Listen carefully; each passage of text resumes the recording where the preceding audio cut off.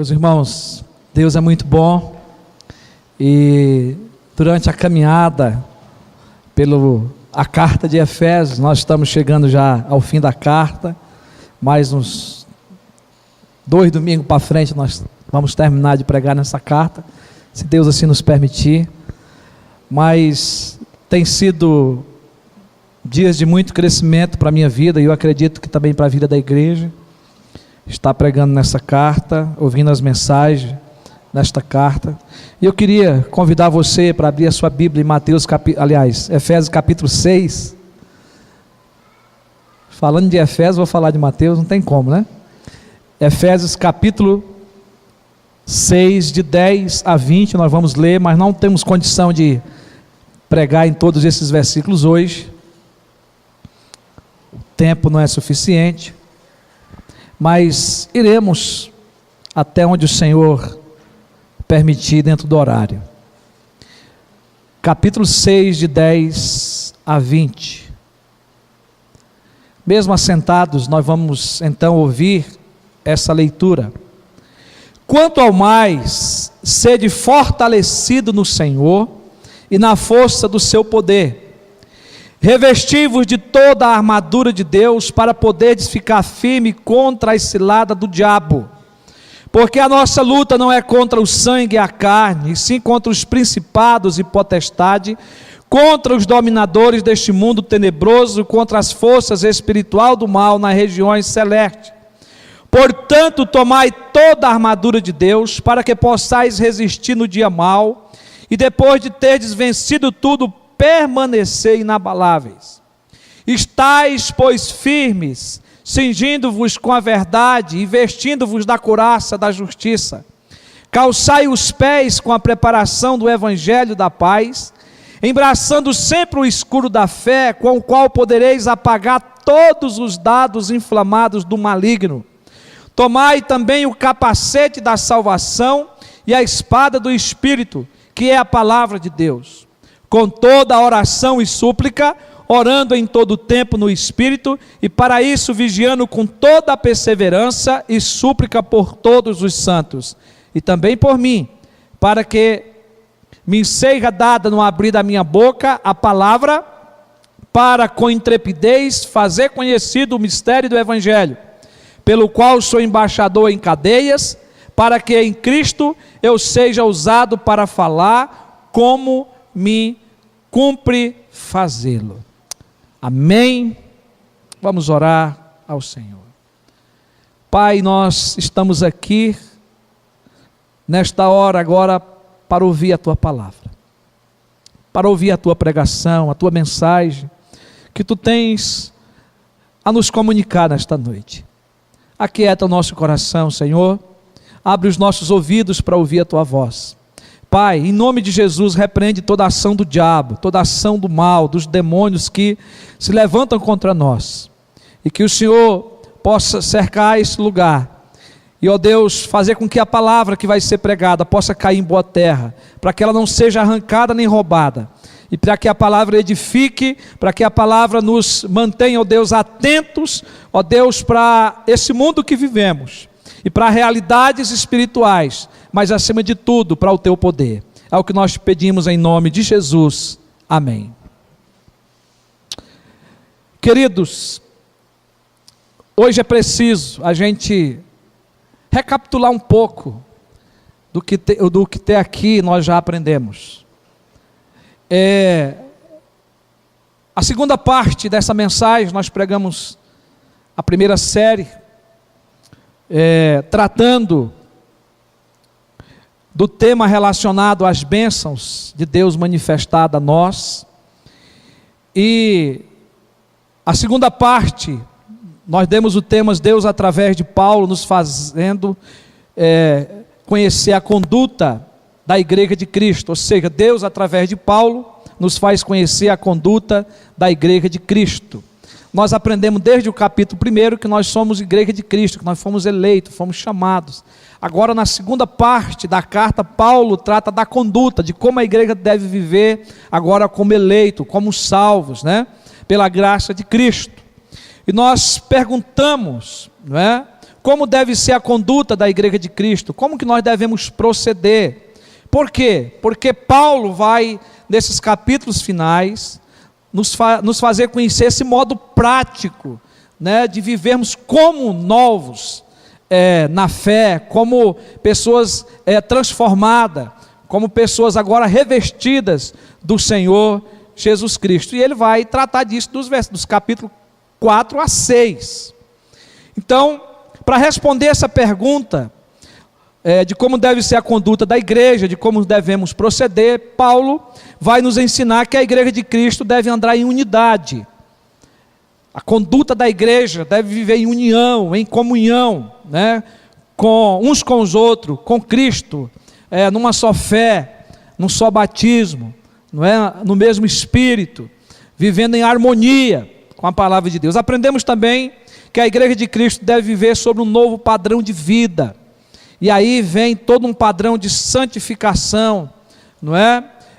De como a igreja deve proceder agora, como pessoas nascidas em Cristo, pessoas que passaram do padrão do mundo, agora para o padrão de Cristo, da palavra de Deus, né? De como agora revestido de Cristo nós devemos viver.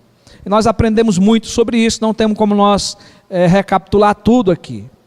E hoje, a partir do versículo 10 a 20, nós vamos ver que a igreja de Cristo deve lutar contra as forças espirituais do mal.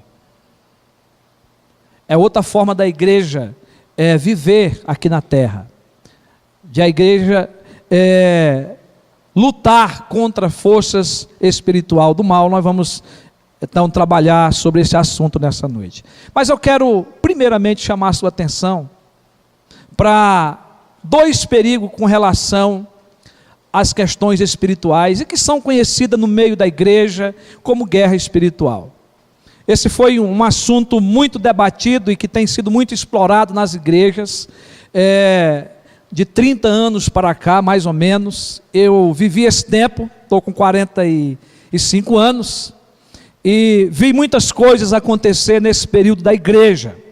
Mas, diante de todo esse processo, existem dois perigos muito grandes quando se trata de guerra espiritual na Bíblia. Um deles que há o pensamento daqueles que acham que o diabo e os seus anjos, os demônios, são mitos, ou seja, é uma lenda, eles não existem de fato. Eu tive um professor no meu seminário que ele evitava de falar do diabo, de Satanás e de demônios, ao ponto de dizer que se ele visse uma pessoa possessa na igreja ou na casa dele, ele jogava pela janela. E a gente teve que conversar muito sério com ele, por causa daquela posição na classe, dele falar aquilo, e ele teve que depois refazer algumas coisas e conversar, não é? Mas ele tinha uma mente muito fechada com relação, e isso é muito perigoso. E muitos teólogos, né, liberais, não acreditam mesmo nem na existência do diabo. Isso é um perigo muito grande. Este pensamento tem levado muitos crentes na igreja até acreditar que o diabo existe, mas vive como se ele não existisse. Então não se preocupam com um inimigo que é inimigo das nossas almas, que é o nosso acusador, que é aquele que se levanta como tentador para nos desviar, né, dos propósitos de Deus. O outro perigo é um perigo muito atual, que aí nós estamos vendo em muitas igrejas pela televisão, principalmente no meio neopentecostal, que é a valorização ou a supervalorização de Satanás e dos demônios. Esse é um outro perigo muito grande. Então se vê diabo em tudo, se vê demônio em tudo. Então se chama demônio pelo nome, conversam com demônio, amarram demônio, expulsam demônio, não é? E a igreja em si, ou o culto entre aspas, passa a ser mais falado o nome do diabo do que o nome de Deus, do que o nome de Jesus. E aí nós vamos ter dois extremos, que é esse de achar que o diabo não existe, que é um mito, que é uma história, não é? E o perigo da supervalorização deles. E aí, com isso, se passa a atribuir ao diabo e aos demônios todos os acontecimentos do mundo. Como se tudo que é ruim só parte do diabo. Tudo que é ruim só parte de Satanás. E aí esquece-se do Deus Todo-Poderoso, que é soberano sobre o céu e sobre a terra. Mas disso nós vamos tratar no decorrer da mensagem. Mas eu creio, querido, que o Espírito Santo que instruiu o apóstolo Paulo a falar sobre essa guerra espiritual é o mesmo Espírito que nos conduzirá por essa passagem, por essa mensagem, para nós termos um entendimento e uma aplicação para os nossos dias de hoje, como igreja do Senhor. Eu creio que é o Espírito Santo que nos dá esse entendimento de entendermos. E aí eu quero lembrá-los de algumas verdades que já foram apresentadas nas mensagens anteriores dessa carta. Porque Paulo, ele está aqui chegando na conclusão dessa carta. E ele deixa esse assunto para ser falado no final. Talvez se fosse escrito por muitos pastores desse dia, seria o primeiro capítulo dessa carta. Porque se dão muita ênfase a esses assuntos. Mas Paulo deixa para o final. E por isso eu quero lembrar algumas coisas. A carta de Efésios, ela é chamada a rainha das epístolas de Paulo. Nós tratamos disso bem no início, né? Foi escrita por volta de 61 depois de Cristo, quando Paulo estava preso em Roma. Você vai poder conferir isso em Atos 28, de 28 a 30. E ela está dividida em duas partes. Os 3 primeiros capítulos que nós já pregamos são doutrinários e focalizam o que Deus já fez e está fazendo em função do seu plano eterno de redenção, não é? E da sua criação. Então Deus está agindo. Ele não parou. Ele é o Senhor da igreja. Então Paulo coloca Deus em ação aqui. O que Deus fez e o que Deus está fazendo. E os 3 últimos capítulos são capítulos práticos, que focalizam a resposta humana à ação de Deus. Agora, como igreja escolhida, salva, agora nós reagimos, não é? Dando resposta à ação de Deus, cumprindo aquilo, obedecendo tudo aquilo que Deus requer de nós. Toda a exposição da carta de Efésios fala do antes e do depois. Você não pode perder isso de vista. Sempre a gente tentou passar isso aqui nas mensagens. Antes nós estávamos sem Cristo. Agora nós estamos em Cristo. Antes nós estávamos mortos nos nossos delitos e pecados, segundo o curso deste mundo, segundo o príncipe da potestade do ar, que aparece aí, que é Satanás. Paulo já, bem antes, tinha puxado esse assunto. Do espírito que atua nos filhos da desobediência.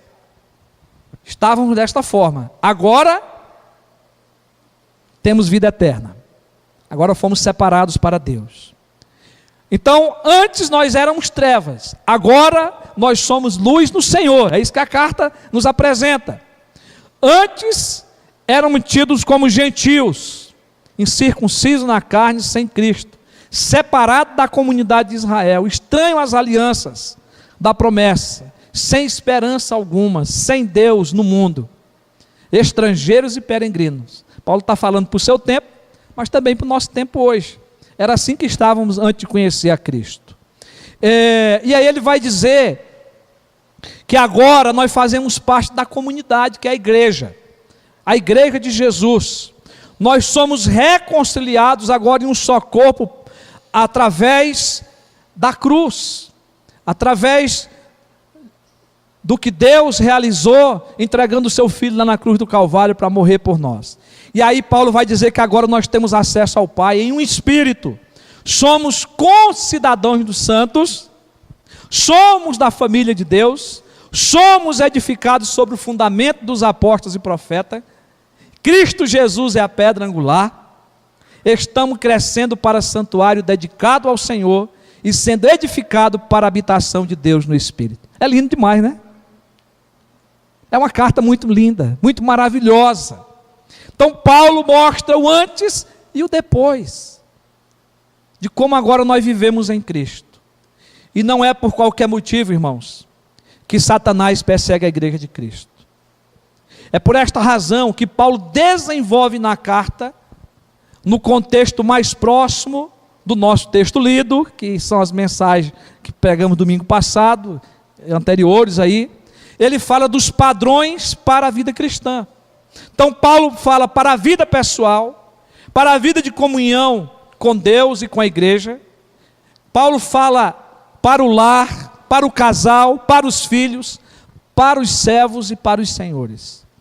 E Paulo mostra como que deve ser a nossa conduta, como que deve ser o nosso viver como servos de Deus. E é por isso que a partir do versículo 10 ele começa quanto ao mais. Porque Paulo está indo para o encerramento da sua carta, e Paulo agora ele quer dizer que para nós cumprir esse padrão, para nós cumprir essas ordenanças de Deus, nós temos que estarmos prontos, fortalecendo a nossa vida, porque nós temos um inimigo. Então ele vai dizer quanto ao mais, ou seja, ele escreve as exortações gerais que conclui a carta, não é? Trazendo para nós um conhecimento de um arqui-inimigo que se levanta contra nós. Paulo se volta para todo o grupo da comunidade cristã e nos informa sobre o inimigo externo, cujos ataques podem ser esperados em todo momento. Essa é a ideia que o texto vai nos dar, que todos os momentos nós podemos estar sendo atacados pelo inimigo das nossas almas. Não há como viver os princípios e os padrões ensinados aqui sem lutas e sem dificuldades. Vai haver lutas, vai haver dificuldades, vai haver oposições, haverá obstáculos, e o principal obstáculo que o apóstolo apresenta aqui é o diabo, é Satanás e os seus anjos, os anjos caídos, os demônios, os dominadores deste mundo tenebroso. Há uma guerra espiritual acontecendo, forças maiores do que as nossas, que tentam nos impedir de cumprir a vontade de Deus, e de impedir que desfrutamos as bênçãos de Deus reveladas nesta carta. Então há oposição para tudo isso, e é por isso que Paulo diz aqui, que a nossa luta não é contra o sangue e a carne, e sim contra as forças espirituais do mal, contra Satanás. Então, por esta causa, irmãos, Paulo nos apresenta aqui a armadura de Deus que está disponível à sua igreja. Então a igreja de Cristo deve lutar contra as forças espirituais do mal. E para lutarmos contra as forças espirituais do mal, o apóstolo Paulo nos apresenta duas armas. E finaliza depois apresentando um meio eficaz para usarmos essas armas e sairmos vitoriosos. Então ele vai apresentar duas armas e vai apresentar o meio eficaz para nós usarmos essas armas e sairmos vitoriosos. E é isso que nós queremos trabalhar nesse texto, até o versículo 20. Então a primeira arma que Paulo vai descrever, ele começa dizendo assim: quanto ao mais, sede fortalecido no Senhor e na força do seu poder. Revesti-vos de toda a armadura de Deus para poder ficar firme contra as ciladas do diabo. A primeira arma que nós temos que tomar aqui é o poder do Senhor Jesus Cristo. Paulo nos ordena a buscarmos o fortalecimento espiritual, a tomarmos posse desse fortalecimento espiritual. O verbo aí está no imperativo: sedes fortalecido no Senhor e na força do seu poder. Neste versículo, Paulo ordena a ideia do poder divino nos homens. Ele retorna essa ideia, porque ele já falou na carta, ele salientando desde o início da carta, esse assunto Paulo vem trazendo, vem expondo essa ideia para nós, está lá no capítulo 1, o versículo 19 e o versículo 20. E Paulo fala desse mesmo poder, que é o poder que ressuscitou Jesus dentre os mortos, que age na vida dos cristãos. E ele vai colocar Cristo como cabeça, que governa a igreja. O Cristo que morreu e ressuscitou, que tem esse mesmo poder, que governa a igreja, que é o cabeça da igreja. E por esta causa, Paulo começa dizendo-nos: sede fortalecido no Senhor e na força do seu poder. Paulo está fazendo-nos compreender a necessidade de adquirirmos novas forças para o usufruto de um poder que já possuímos em Cristo, mas de renovar essa busca, de buscar essa busca, de buscar esse enchimento, porque outrora ele já tinha dito que nós tínhamos que buscar o enchimento do Espírito Santo de Deus, e o qual ele diz que é a suprema grandeza do seu poder para com os que crer, para nós que cremos, segundo a eficácia da força do seu poder. Paulo está dizendo que esse poder já vem de Cristo, o qual é a suprema grandeza do seu poder para com os que cremos, segundo a eficácia da força do seu poder. Então ele está dizendo que esse poder, ele é necessário, e ainda ele recomenda, diante da sua carta, buscarmos essa plenitude, quando ele diz: enchei-vos do Espírito Santo. Mas irmãos, isso não é um esforço humano e pessoal, ele só é possível por causa dos recursos que o próprio Senhor produz em nós. Ele só é possível por causa do poder e dos recursos que é suprido pelo próprio poder de Deus, pelo próprio poder do Espírito Santo, que ele já colocou dentro de nós, e que agora que nós temos que buscar essa força e esse poder. Não é algo que ainda vai acontecer, é algo que já aconteceu, que já está dentro de nós, mas que a partir do momento que eu busco esse enchimento, que eu busco esse fortalecimento, eu sou preenchido, eu sou completado para vencer e lutar contra essas forças do mal. Então nós temos aqui o imperativo, nos exortando a nos fortalecermos no Senhor e na força do seu poder. Aqui aparece a fonte do poder da igreja para vencer a batalha travada pelo inimigo. Deus opera na igreja com a grandiosa eficácia do seu poder. Veja que Paulo cita 3 palavras aqui: fortalecer, força e poder. Isto nos faz entender que toda a força que precisamos para a batalha vem do Senhor, que governa de forma muito especial a sua igreja. O Senhor é a fonte de todo o poder. O que o apóstolo Paulo nos informa é que Deus capacita a sua igreja com a grande eficácia do seu poder para vencer o inimigo, ou seja, vencer toda a força maligna. Paulo, ele dá ênfase no poder de Deus, ou poder de Cristo, por causa do ambiente em que a igreja de Efésios estava inserida. A igreja precisava estar atenta ao poder de Cristo, à vitória de Cristo, a tudo que Cristo fez, porque a igreja estava naquela época inserida numa cultura religiosa, cultural, que era muito diferenciada daquela cultura que a igreja agora estava vivendo, em Cristo. A igreja de Éfeso, ela estava ali rodeada por um culto que era dada à deusa Diana, Artemis, deusa da fertilidade, com numerosas práticas mágicas, aonde eram invocados demônios, aonde o culto era dado realmente aos deuses. Havia uma guerra espiritual, havia uma pressão sobre a igreja, sobre aquelas pessoas novas na fé.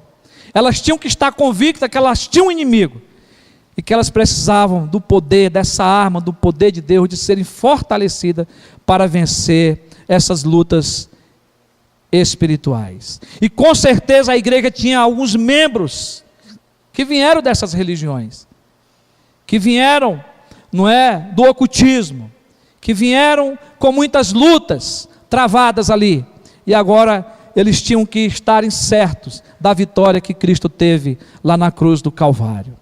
Por isso Paulo apresenta nesta carta que o poder de Deus em Cristo está acima das forças e poderes do diabo, que Cristo o venceu e o derrotou pela sua morte e pela sua ressurreição. Satanás, diante da igreja, diante de Cristo, ele é um derrotado, ele é um perdedor, mas ele não se dá por vencido. Ele luta contra a igreja, ele luta nos tentando, para nos distrair, não é? E para nos tirar, não é, da presença de Deus. Mas, meus irmãos, muitas igrejas de nossos dias não têm buscado esse poder, porque perderam o foco, porque esqueceram que estão em guerra, estão buscando cuidar só da estética do corpo, da aparência externa. Isso é um grande perigo. As pessoas só pensam no ter, no possuir, e não olham o que está por trás, tentando governar esse mundo. Jesus disse que o mundo jaz no maligno, que ele é o príncipe desse mundo. Ele está tentando governar, mas ele não tem o governo do mundo nas suas mãos. Ele não tem um governo sobre as pessoas desse mundo nas suas mãos. Há um poder que está acima de todo o poder que existe nesse mundo, que é o poder do Senhor Jesus Cristo. Amém? Mas ele é o tentador. Ele quer, e a igreja muitas vezes se distrai, buscando outros prazeres, esquecendo de buscar o poder de Deus e de lutar contra as forças espiritual do mal, deixando de adorar o Senhor como soberano, como vencedor, dando mais importância nos cultos para Satanás, que já foi derrotado, que está amarrado e preso, do que para Jesus, do que para aquele que já venceu lá na cruz do Calvário. Esse é um grande perigo que a igreja hoje passa. E se fala tanto em poder, tanto em dons, mas não se busca realmente o verdadeiro poder que está em Cristo Jesus. E aí, meus irmãos, o grande exemplo para nós de batalha espiritual é a própria igreja primitiva. A perseguição começou ali no início da igreja, quando os apóstolos se levantam para pregar o evangelho, quando a política se levanta contra a igreja, quando Roma se levanta para destruir os apóstolos, quando os imperadores se levantam contra o evangelho de Jesus Cristo e começam a matar, e Tiago é o primeiro a ser degolado pela espada, e começam a açoitar os apóstolos, a prenderem os apóstolos. E como é que eles vencem? Eles vencem orando, eles vencem buscando o poder de Deus, eles vencem pedindo a cobertura de Deus contra os inimigos, e eles não lutam contra as pessoas em si, mas eles lutam contra o poder que está por trás, que é dos Satanás, que são dos demônios contra a igreja, e eles vencem orando.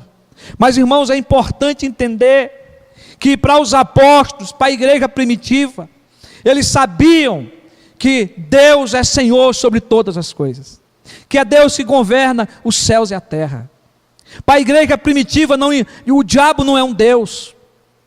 Para a igreja primitiva, só há um Deus. Satanás não tem poder algum sobre a igreja de Deus. A igreja de Deus é uma igreja vencedora.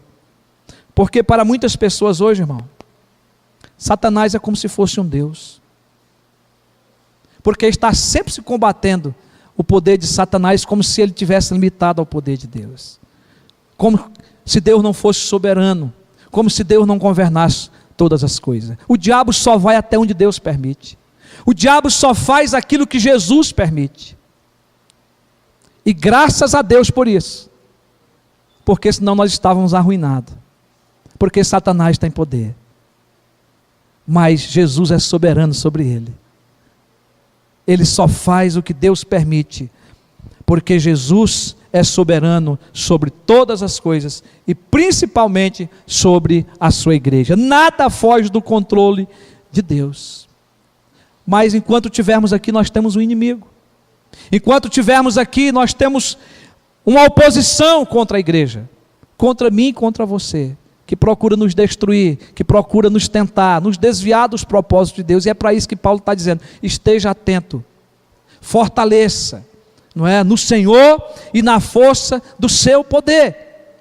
Aqui é como se Paulo estivesse dizendo: consagre a sua vida, ore mais, que ele vai falar de oração depois, não é? Mas esteja buscando o Senhor, esteja buscando essa plenitude, o enchimento do Espírito Santo, que é o contexto aqui, para estarmos preparados para lutar contra Satanás, contra os demônios.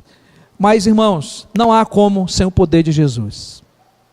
Jesus disse lá em João 15,5: sem mim nada podeis fazer. Nós precisamos de Jesus.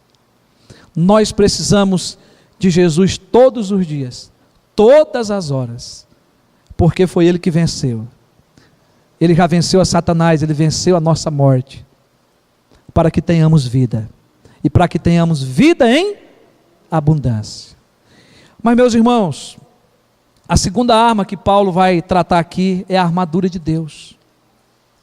Ele diz que nós temos que buscar o poder de Deus, o poder de Jesus Cristo, mas ele diz também que nós temos que tomar toda a armadura de Deus, nós temos que vestir toda a armadura, nos revestir dessa armadura. O versículo 11, ele diz: revesti-vos de toda a armadura de Deus, para quê? Para poderdes ficar firme contra a cilada do diabo. Paulo usa aqui, meus irmãos, a partir desse versículo, a figura de um soldado, que se encontra lá em Isaías 59, 17.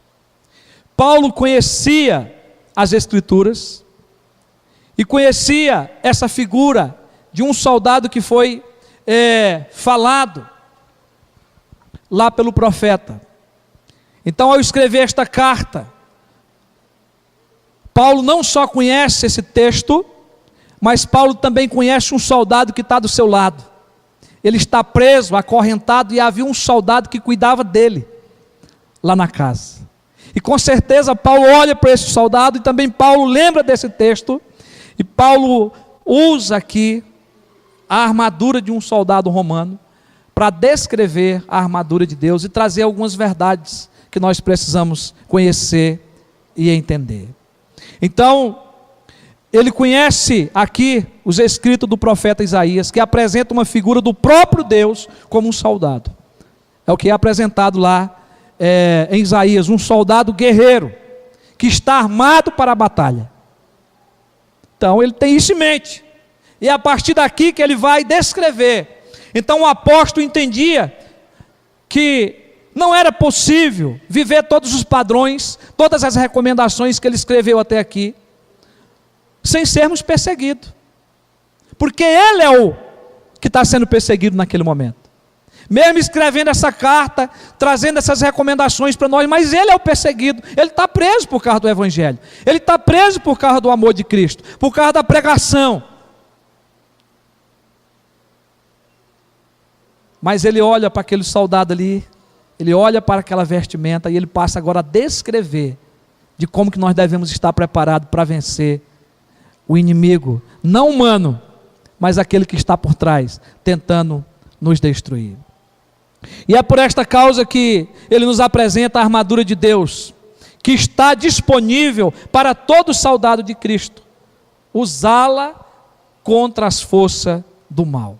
Ele diz: vistam toda a armadura de Deus. E a ideia no original hebraico é para nos vestirmos com a armadura completa. Não é só com a arma, é com toda a armadura, com todas as peças, peça por peça, e usá-la todos os dias. E aí, Paulo vai descrever aqui 6 armas, a armadura composta por 6 peças, e está do versículo 14 a 17. Então nós vamos seguir por ordem, não é? Depois nós vamos retornar a esses textos aqui, na sequência, mas a primeira arma que Paulo vai colocar aqui é o cinturão da verdade. Ele diz: portanto, tomai toda a armadura de Deus, para que possais resistir no dia mau, e depois de ter vencido tudo permanecer inabaláveis. Estais, pois, firmes, cingindo-vos com a verdade. Aqui o cinturão da verdade, que Paulo apresenta aqui, aponta para a absoluta veracidade e para a suficiência da palavra de Deus. O cinturão ele servia para segurar as demais partes da armadura do soldado. Aqui a verdade é como um cinto que serve para cingir o nosso corpo e a nossa mente de todo o empecilho que possa vir contra nós, para tentar roubar a verdade que está no nosso coração e na nossa mente.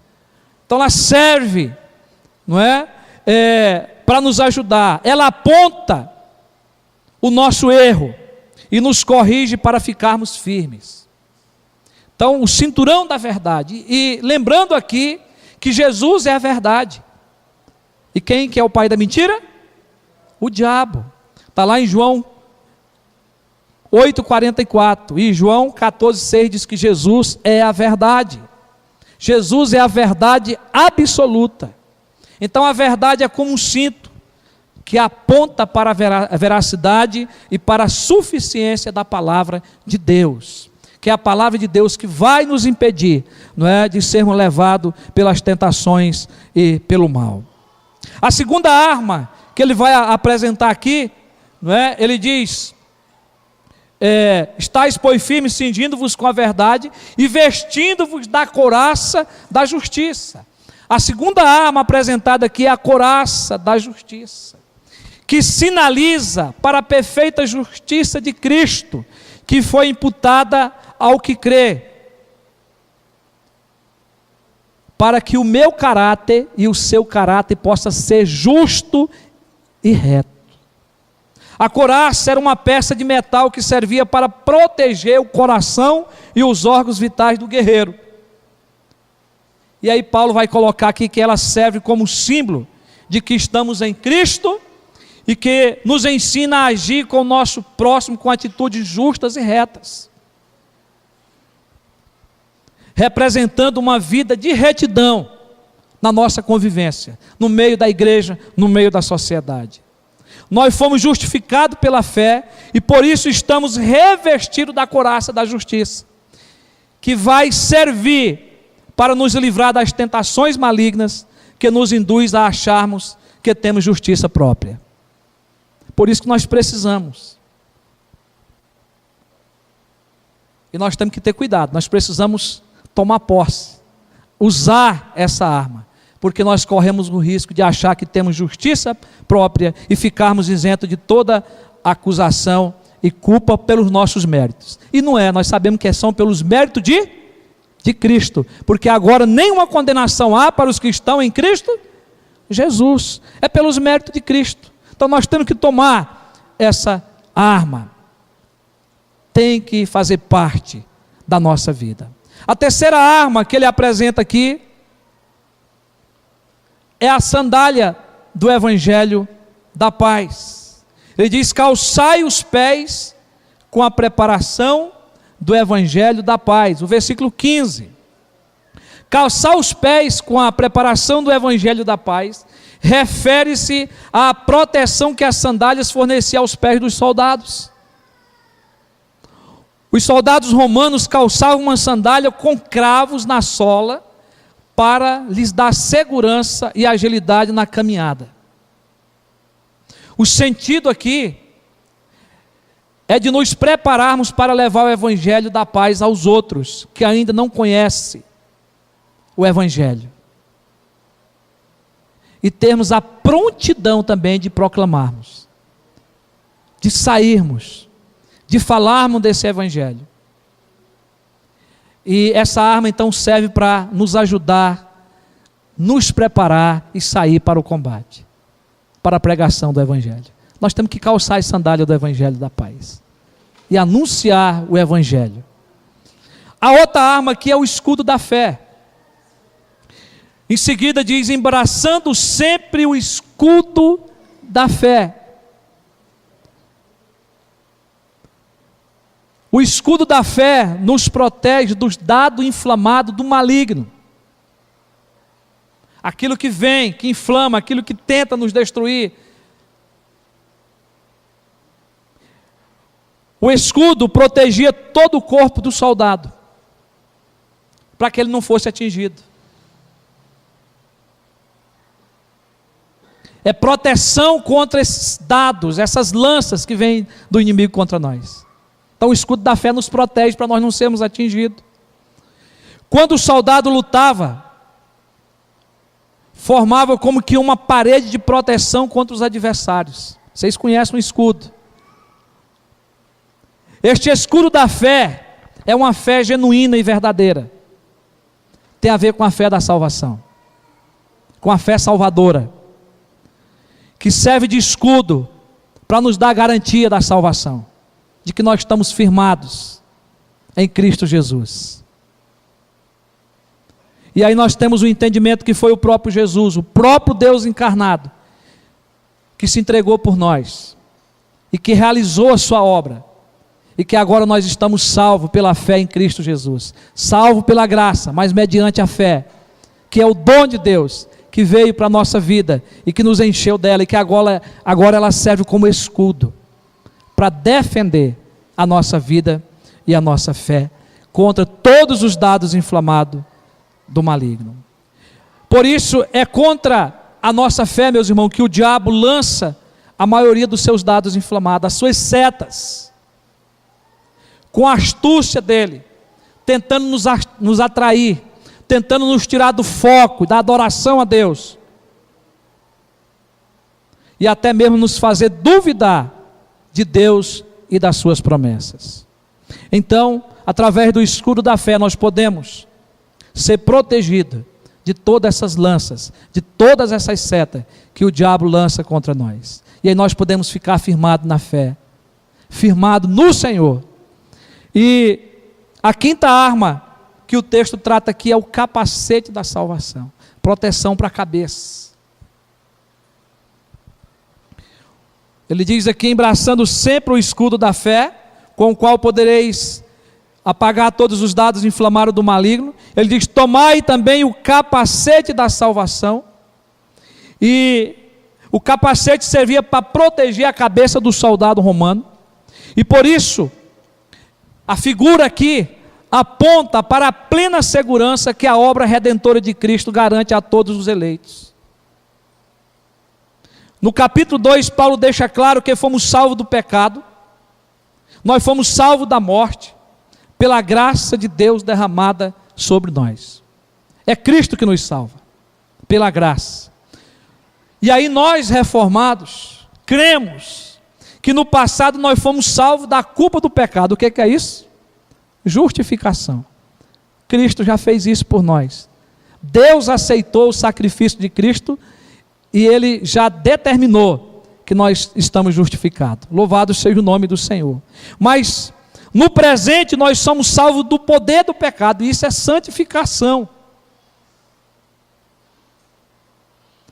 E nós vivemos uma vida de santificação para agradar a Deus aqui na terra. Isso está acontecendo no presente, no nosso dia a dia. E no futuro, seremos salvos da presença do pecado. E sabe o que é isso? É glorificação. Quando nós seremos glorificados e estaremos com o Senhor para sempre. Isso está em Romanos capítulo 8, de 28 a 30. Mas é preciso, irmão, aceitar o capacete da salvação sobre a nossa vida, sobre a nossa cabeça, sobre a nossa mente, para nós estarmos protegidos dos ataques de Satanás. Porque ele vai atacar, ele vai tentar lançar dúvida, ele vai tentar trazer sobre a igreja, sobre o povo de Deus, filosofias vãs, falsas doutrinas, para nos desviar dos princípios da palavra de Deus. E aí nós temos a última ferramenta, né? Que a gente está colocando aqui como arma, mas a arma é uma só, que nós estamos falando aqui, que é a armadura de Deus. A primeira arma, o poder de Jesus; a segunda arma, a armadura, não é? Então tem várias ferramentas nessa armadura, e a última é a espada do Espírito. Ele vai dizer aqui: tomai também o capacete da salvação e a espada do Espírito, que é a palavra de Deus, que é a Bíblia Sagrada. Irmãos, a espada é a única arma de defesa que tem aqui. A espada o soldado usava para atacar, para ir ao ataque. E aqui neste caso a espada é a palavra de Deus, a qual deve ser conhecida por você e por mim, deve ser manuseada por todos nós de maneira rápida, porque nós devemos conhecer a palavra de Deus, nós temos que estar pronto para manusear essa palavra, para termos o conhecimento em todas as áreas que nós somos atacados da nossa vida e poder repreendê-la através da palavra de Deus. Para vencer as tentações do maligno, nós temos que conhecer a palavra, porque é através da palavra de Deus que nós vamos repreendê-lo. Todas as demais armas são defensivas, mas essa é a de ataque. É a única forma de colocar o diabo para correr, é invocando a palavra de Deus. Jesus venceu o diabo usando a palavra. Está lá em Mateus 4, do versículo 1 a 11. Jesus só citou a palavra contra todas as tentações de Satanás. Jesus é a própria palavra. Ele é o verbo. Ele se materializou. Ele tomou forma humana, mas ele é a palavra. Ele é a verdade. E aí nós precisamos conhecer a palavra, conhecer o Jesus da palavra, para vencer a Satanás. Diante da igreja ele já está vencido, mas agora eu tenho que usar a palavra, o nome de Jesus, e repreendê-lo, e lembrar que ele já é um derrotado. Amém? Mas é preciso usar a palavra. E aí, irmãos, os versículos de 11 a 13, Paulo vai apresentar as razões por que devemos vestir toda a armadura de Deus. Mas não dá para a gente continuar hoje, porque se a gente for continuar aqui, nós vamos até tarde. Mas eu gostaria que você pudesse ler esse texto em casa, que você pudesse se aprofundar mais nesse texto, né? Porque Paulo vai falar dessas duas armas, de você se fortalecer no poder de Deus, de você buscar esse poder de Deus, e de você tomar essa armadura de Deus e se vestir dela, para você estar atento, para você lutar contra essas forças, não é? E diante de Satanás, aqui pela última arma, lembrando, né, a Satanás pela palavra de Deus, que ele é um perdedor, não é? E que Jesus já o venceu na cruz do Calvário, e que agora a igreja de Deus é vencedora, mas para isso nós precisamos tomar essas armas, estar sobre nós e fazer uso dela contra todos os dados inflamados do maligno, contra todas as tentações de Satanás.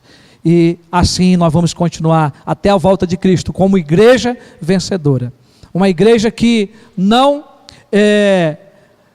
se equiva, né? ou se esconde, não é, diante desse poder, mas de uma igreja que vai para a luta, uma igreja que é vencedora.